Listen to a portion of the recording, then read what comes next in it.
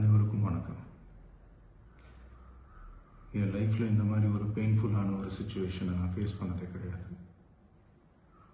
மனசு முழுக்க வலி வலி மட்டும்தான்.